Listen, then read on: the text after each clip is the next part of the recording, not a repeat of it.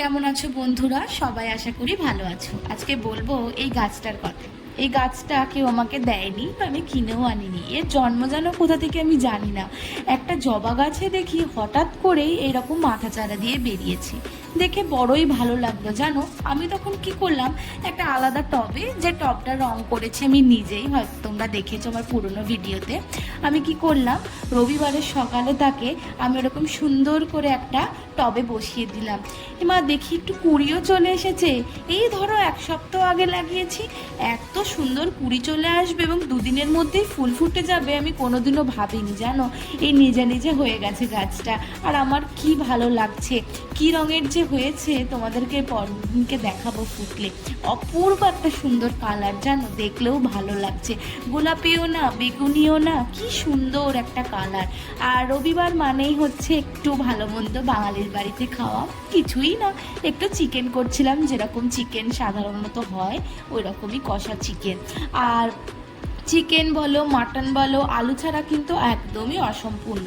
আর আমি সেদিনকে চেষ্টা করেছিলাম মাংসটা একটু লাইট করতে, কিন্তু জানো তো ভুল করে মানে পুরো জলটাই শুকিয়ে গেছিলো, আমি বুঝতে পারিনি, ঢাকা দিয়ে রেখে দিয়েছিলাম। খেতে হয়েছিল কিন্তু দুর্দান্ত জানো। আর যদি তোমরা রেসিপি চাও আমি তোমাদেরকে রেসিপি দিয়ে দেবো। আর আশা করি মাটন কষার আর কি বলবো বলো, আশা করি সবাই জানো। আর দুপুর মানেই হচ্ছে একটু ভালো খেয়ে দে ভুড়িভোজ করেই একটু ঘুম। আর একটু ভালো খাওয়া দাওয়া তো আছে। এই দেখো এই মটর কলাইগুলো দেখে কিছু গেস করতে পারছো? কিছুই না বন্ধুরা, একটু আলু কাবলি বানিয়েছিলাম জানো। কি বলবো, এই মাঝে মধ্যে মটর বা এরকম ছোলা কিছু থাকলেই না মনে হয় একটু আলুগুলোকে সেদ্ধ করে ছোটোবেলার মতন একটা ফিল নিয়ে আসি। সেই যে কলেজ স্কুলে আমাদের গেটের বাইরে দিয়ে সে যে দুই বিহারি কাকু বসতো জানো, এই কুলের আচার, চালতা, কামরাঙা, আমরা, তার সাথে হচ্ছে ঘুগনি, আর এই যে আলু কাবলি। কি যে বলবো, তখন স্কুলের গেটে হাত বাড়িয়ে নেওয়া আর এই নেওয়ার মধ্যে আকাশ পাতাল তফাৎ। স্বাদ যেন খুঁজেই পাই না, সেই স্বাদ ছিল আলাদাই। আর যতই আমি ভালো করে শসা, পেঁয়াজ, লঙ্কা ঝাল ঝাল করে মাখি না কেন, আমাদের সেই স্কুলের বাইরে বিহারি কাকুদের মতন কিন্তু হবে না জানো। আর এক বিহারি মাসি ভুট্টা নিয়ে বসতেন। আজ যখন স্কুলের পাশ দিয়ে যায় না, দেখি উনি অবিকল ওই রকমই আছেন।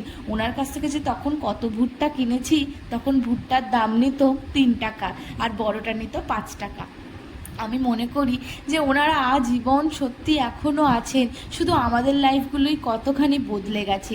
সেই যে এত সুন্দর করে পুড়িয়ে নুন লেবু মাখিয়ে একটা ভুট্টা পাতায় মুড়ে দিত, সেই স্বাদ কিন্তু তুমি এখন যতই কিনে খাও ওটার মতন ঠিক লাগবে না। আর জানো আমাদের মানে যেখানে ক্লাস হতো তার নিচেই হচ্ছে উনি বসতেন। আর বিকাল 4টে বাজতো মানে উনি আঁচ দিতে শুরু করতেন। আর সেই যে গন্ধে মম করতো যেন ক্লাসরুম, তখনই বুঝতে পারতাম এবার ছুটির সময় হয়েছে।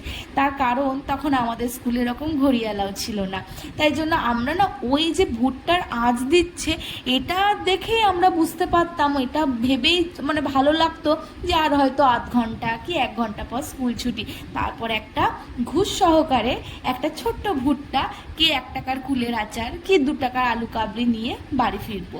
আর 6 পর্যন্ত তো আমার নস্টালজিয়া বলতে সেই ছোট্ট স্কুলের ভ্যান জানো, আমার প্রিয় বন্ধুরা মিলে আমরা সব ভ্যানে করে স্কুলে যেতাম। তারপর যখন একটু বড় হই, 7-8-এ পড়ি, তখন আবার সাইকেল চালিয়ে স্কুলে যেতাম। তখন নিজেকে হিরোইন ছাড়া আর কিছু মনে হতো না, বিশ্বাস করো।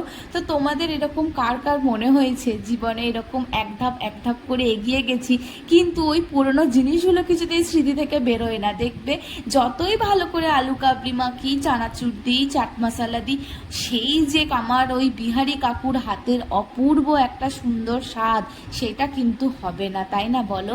আর একটা জিনিস মনে পড়ে জানো, সেটা হচ্ছে 10 টাকায় 10টা ফুচকা, তাই না? কার কার মনে পড়ে বলো তো ওই স্কুল লাইফের দিনগুলো। আর স্কুল লাইফের কে কার কোনটা সব থেকে পছন্দের খাবার ছিল একটুখানি সবাই কমেন্ট করো তো। আর টিল দেন টাটা, সবাই ভালো থাকবে, সুস্থ থাকবে, দেখা হবে একটা নতুন ব্লগে।